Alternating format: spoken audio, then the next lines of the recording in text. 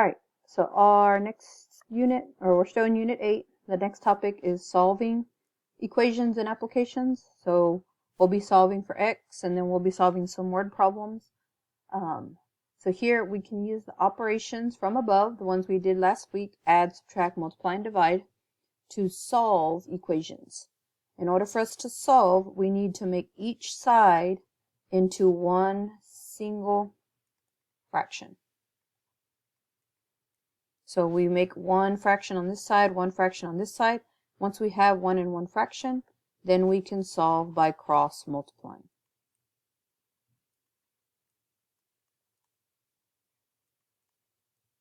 So that's how we're going to solve these first ones, is by cross multiplying. So you should have done cross multiplying maybe like in junior high, definitely last year in geometry. I know you cross multiplied with proportions. I don't say bat and ball because bat and ball doesn't always work. It'll work for this first one, but it won't work for any of the other ones. So we're just going to say cross multiply or multiply out the denominators. Okay, so if we look at number 1, yes, bat and ball works here, but it's not going to work for all the other ones. So I don't want you to think of bat and ball. So cross multiplying, that's the answer we're going to need right here. Cross multiply is you multiply diagonally these two numbers together. So 5 times 13, 5 times 13, and that's 65. And then you multiply diagonally the other way, 8 times x, which is just 8x. And this is the part we always get confused with. Those cross products, you make them equal to each other. So equals each other. So here, how do we solve this for x? Well, we just divide both sides by 8. So x is, if you just use your phone calculator, you'll get 8.125. And on the homework questions, it asks you to round to 1 decimal or leave it as a fraction. So you can leave it as a fraction, just make sure you reduce. So this is reduced, so either 65 over 8. Or if it asks you to round, you just round 8.1 if it's just 1 decimal. Okay, so it depends what the answer choices are. Some are multiple choice, some are you have to type it in. Just follow whatever it says. Okay, so again, bat and ball is, okay, this is the bat right here. You multiply these two and then you divide by this one. Which, okay, that works for this one, but it's not going to work for the next one. It only works when you have one x.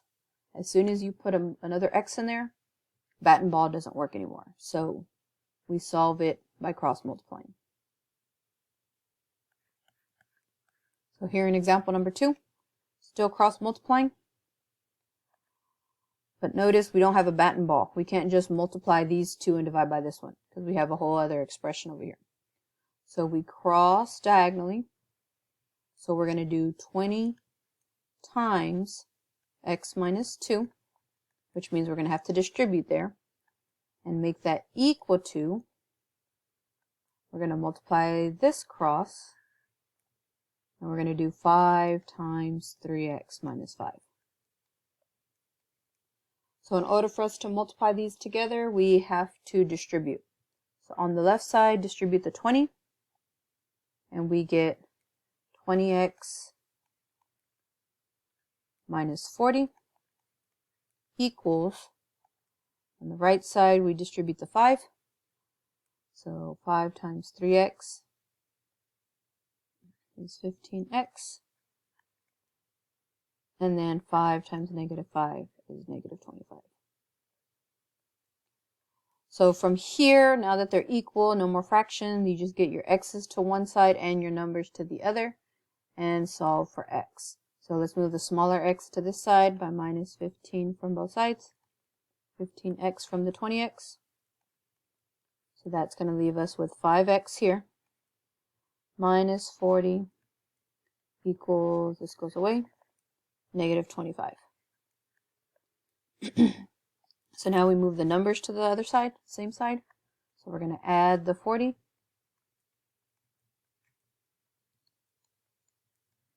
And we get 5x equals, so this goes away, 5x equals 15.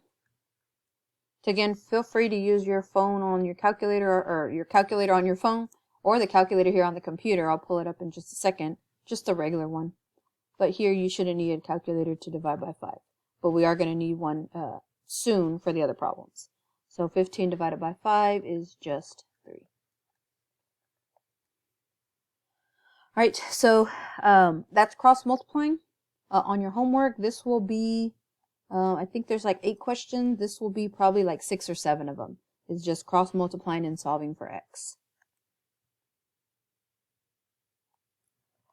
Alright, so another type of problem you might see are these right here that have multiple fractions on one side. Here we cannot cross multiply because we have 2 different fractions over here.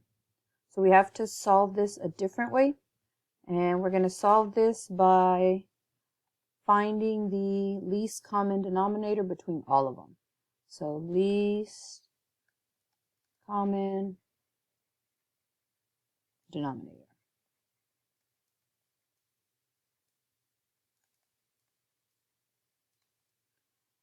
So the way we do that, that's an N, is we ask ourselves, what does this denominator need that these have?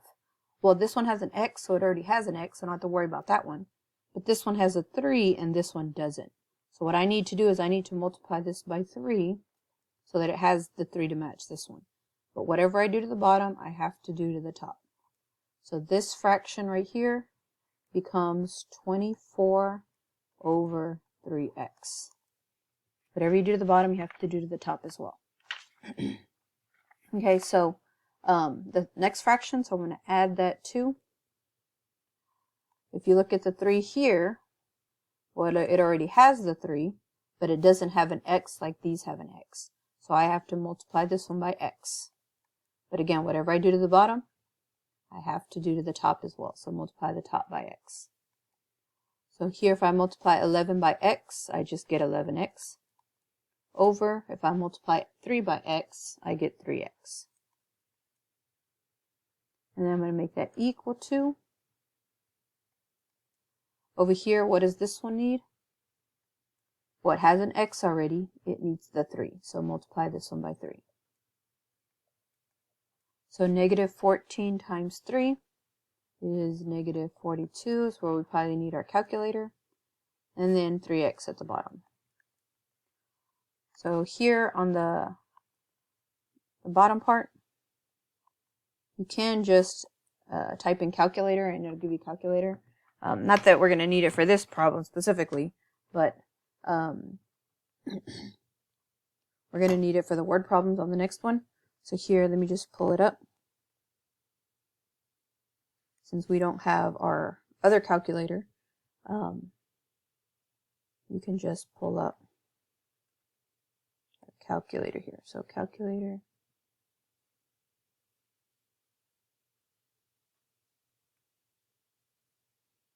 And we're going to need it for the next page. So I'm just going to leave it there for now.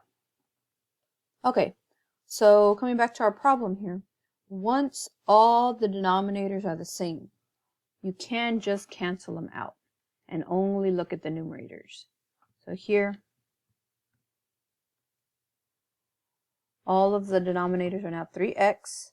So what I'm going to do is I'm going to cancel the 3x's out and just look at the numerators up here. So my problem that I'm trying to solve is just 24